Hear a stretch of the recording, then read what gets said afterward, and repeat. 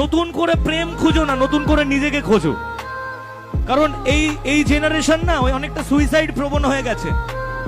ভালোবাসে, বাঁচার জন্য ভালোবাসে, কিন্তু ভালোবাসাটা ব্রেকআপ হয় মরার জন্য। প্রত্যেকটা সম্পর্ক ব্রেকআপের পর হাত কাটবে, পা কাটবে, এই করবে সেই করবে, কত কি করে। আমার বক্তব্য একটাই, বস নিজেকে তৈরি করো, নিজের জন্য বাঁচো। যে তোমাকে ছেড়ে গেছে সে তোমার জন্য কোনোদিন আসেনি।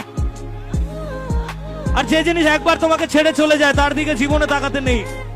কারণ কথায় আছে, যেদিন তুমি হেসেছিলে সেদিন আমি কেঁদেছিলাম, যেদিন তুমি হেসেছিলে সেদিন তোমার জন্য আমি কেঁদেছিলাম।